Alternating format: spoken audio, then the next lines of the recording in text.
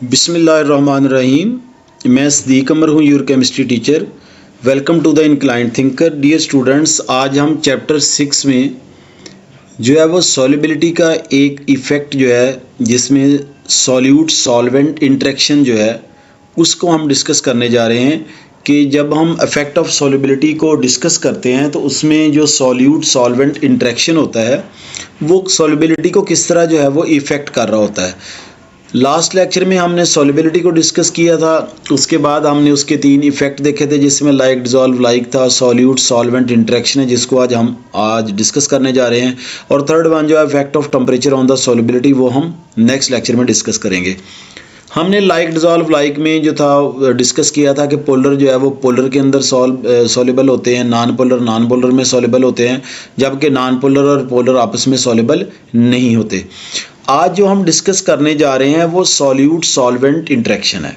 Solute solvent interaction की अगर हम बात करें तो इसमें जो सबसे अहम चीज़ है हमारे पास वो ये है कि creation of the attractive forces हैं। जब भी ये रिएक्शन होता है तो उसमें केमिकल फोर्सेस जिसको फोर्स ऑफ अट्रैक्शन कहते हैं वो प्रोड्यूस होती हैं। इसमें 3 टाइप्स को जो है वो हम डिस्कस करने जा रहे हैं कि इसके बेसिकली 3 प्रोसेसेस होते हैं। सबसे फर्स्ट प्रोसेस जो है कि सॉल्यूट पार्टिकल जो हैं वो एक दूसरे से सेपरेट होते हैं, यानी कि solute particle must separate from each other during the process of the solubility. अब जो नेक्स्ट पॉइंट है, इसी तरह जो सॉल्वेंट पार्टिकल्स हैं वो भी एक दूसरे से सेपरेट होने चाहिए, लेकिन उनके दरमियान में जो है वो स्पेसेस होती हैं जिसमें बाद में सॉल्यूट पार्टिकल्स जो होते हैं वो आके एडजस्ट हो जाते हैं, यानी solute particle must separate to provide the spaces for the solute particles. अगर हम थर्ड पॉइंट की बात करें तो हम ये देखेंगे कि सॉल्यूट पार्टिकल भी सेपरेट हो गए हैं और सॉल्वेंट पार्टिकल भी सेपरेट हो गए हैं। अब सॉल्यूट और सॉल्वेंट पार्टिकल्स जो होते हैं उनके दरमियान में जो है वो फोर्स ऑफ अट्रैक्शन जो है वो प्रोड्यूस हो जाती है और वो आपस में मिक्स अप हो जाते हैं। अगर हम बात करें तो सॉल्यूट सॉल्वेंट फॉर्मेशन या सोल्यूशन फॉर्मेशन जो होती है वो डिपेंड करती है relatively strength of the attractive forces के ऊपर। इसमें 2 केसेस हैं। सबसे पहला केस क्या है?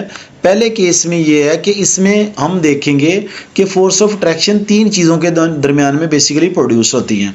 सबसे पहला जो केस है वो सॉल्यूट फोर्स ऑफ अट्रैक्शन होती हैं, या सॉल्यूट इंटरेक्शन होता है, सॉल्वेंट इंटरेक्शन या फोर्स ऑफ अट्रैक्शन होती है, और सॉल्वेंट जो होती है उनमें इंटरेक्शन होती है। जब हम पहले केस को डिस्कस करें तो अब क्या होता है कि if new forces between the solute and solvent particles overcome the solute attractive forces then solute dissolve and make the solution. कहने का ये मतलब है कि अगर सॉल्यूट के दरमियान जो फोर्स ऑफ अट्रैक्शन होती है वो कम हो, जबकि जो बाद में बनने वाला सॉल्यूट सॉल्वेंट इंटरेक्शन है उसमें अगर फोर्स ऑफ अट्रैक्शन ज़्यादा हो जाएं तो इसका मतलब है वो सॉल्यूट फोर्स के ऊपर जो है वो ओवरकम कर जाती हैं, जो उसके ऊपर गलबा इख्तियार कर लेती हैं, तो सॉल्यूशन जो है वो बन जाता है। लेकिन अगर जो है सेकंड केस की अगर हम बात करें तो अगर सॉल्यूट के दरमियान जो फोर्स ऑफ अट्रैक्शन है वो ज़्यादा स्ट्रॉन्गर हो एज़ कंपेयर टू उसके जो सॉल्यूट और सॉल्वेंट के दरमियान में बन रही हैं, तो लिहाजा ये इनसॉल्युबल सॉल्यूट और सॉल्वेंट जो है वो इनसॉल्युबल रहेंगे और सॉल्यूशन जो है वो नहीं बनेगा। मैं फिर रिपीट कर रहा हूँ, 2 केसेस हैं।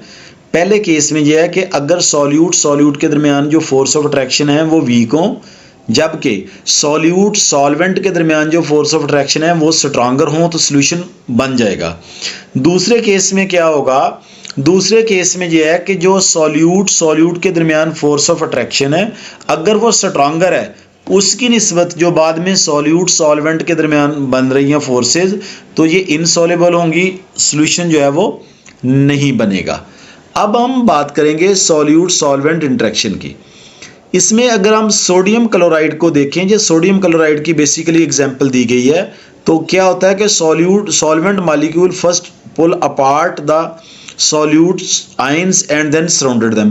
पहले क्या होगा, हमने ये पढ़ा था पीछे, ये देखें इस केस में हमने पढ़ा था कि solute particle must be separate from each other, क्या सॉल्यूट पार्टिकल लैदा होंगे, सॉल्वेंट पार्टिकल भी लैदा होंगे।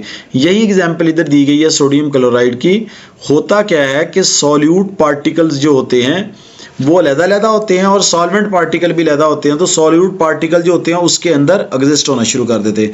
अब ये देखें, अगर हम बात करें सोडियम क्लोराइड की, ये देखें अगर हम सोडियम क्लोराइड की बात करें NaCl की, ये देखें NaCl की अगर हम बात कर रहे हैं तो ये बॉन्ड दरमियान से जब टूटेगा तो क्या बनेगा कि Na पॉजिटिव और Cl जो है वो नेगेटिव बनेगा इसमें, यानी Na positive plus Cl negative. ये जब इनकी आयोनाइजेशन होगी ये Cl नेगेटिव बनेगा आपके पास। ये देखें, अब हम इसको देखते हैं। ये देखें, ये फॉर एग्जांपल जो है वो सोडियम है, फॉर एग्जांपल पॉजिटिव है, तो अगर हम देखें तो पॉजिटिव नेगेटिव के साथ लगेगा। और ये देखें, ये हमारे पास वाटर मॉलिक्यूल है, ये वाला पूरे का पूरा ये वाटर मॉलिक्यूल है। अब सोडियम के ऊपर जो है वो पार्शियल पॉजिटिव या कंप्लीट पॉजिटिव चार्ज है, जबकि इस ऑक्सीजन के ऊपर जो है वो पार्शियल नेगेटिव चार्ज है।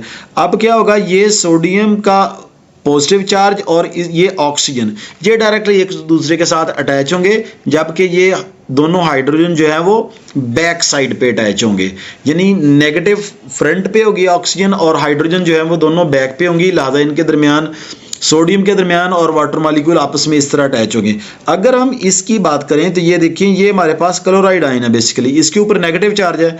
और अगर हम इधर देखें तो यहाँ से हाइड्रोजन जो है वो फ्रंट से अटैच है और ऑक्सीजन जो है वो बैक से अटैच है। इस सूरत हाल में हाइड्रोजन फ्रंट से अटैच होती है और ऑक्सीजन जो है वो बैक पे रहती है। फ्रंट से क्यों अटैच होती है, फ्रंट साइड पे आके, क्योंकि क्लोरीन के साथ अटैच हो रही है।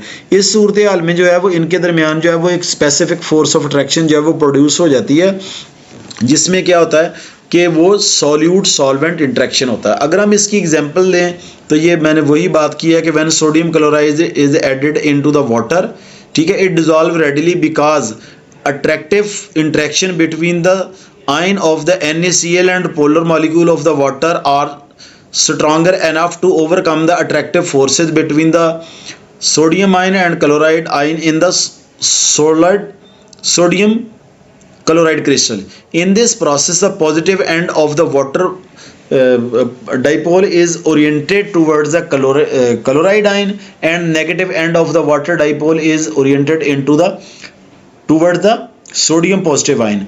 वही बात जो मैंने लास्ट में आपको बताई थी, वही यही बात है वो कि ये देखें कि ये हमारे पास जो है वो सोडियम का पॉजिटिव आयन था, ठीक है, और ये पॉजिटिव आयन है सोडियम, ये वाला जो है ये वाला, और इसमें जब वाटर इसके साथ अटैच हो रहा है तो हाइड्रोजन फ्रंट पे है और ऑक्सीजन जो है वो फ्रंट पे, क्योंकि उसके ऊपर नेगेटिव चार्ज है, और हाइड्रोजन जो है वो बैक साइड पे।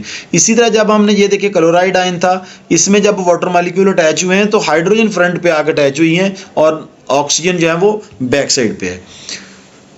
स्टूडेंट्स, ये था आज का टॉपिक जिसमें हमने जो था वो सॉल्यूट सॉल्वेंट इंट्रैक्शन को पढ़ा कि सॉल्यूट सॉल्वेंट जो होते हैं वो किस तरह एक दूसरे के साथ फोर्स ऑफ अट्रैक्शन रखते हैं और कौन सी कंडीशंस होती हैं जिसमें सॉल्यूट और सॉल्वेंट जो है उनके लिए कंबाइन होना ज़रूरी है। उसमें सॉल्यूट पार्टिकल का सेपरेट होना है, उसके बाद सॉल्वेंट पार्टिकल का सेपरेट होकर वेकेंट स्पेसेस देना है, और उसके बाद सॉल्यूट और सॉल्वेंट के दरमियान में फोर्स ऑफ अट्रैक्शन का प्रोड्यूस होना है। उसके बाद हमने इसकी दो सूरतों को डिस्कस किया कि अगर सॉल्यूट के दरमियान फोर्स ऑफ अट्रैक्शन जो है वो वीकर हो, उस फोर्स की निस्बत जो सॉल्यूट सॉल्वेंट के दरमियान में प्रोड्यूस हो जाती है तो सोल्यूशन जो है वो बन जाएगा। लेकिन अगर फोर्स सॉल्यूट की जो फोर्स है अगर वो स्ट्रांगर हो सॉल्यूट सॉल्वेंट से, तो जो है वो सोल्यूशन नहीं बनता। Thank you very much students. अगर कोई क्वेश्चन हो तो आप मुझसे पूछ सकते हैं। थैंक यू, अल्लाह हाफिज़, अस्सलाम वालेकुम।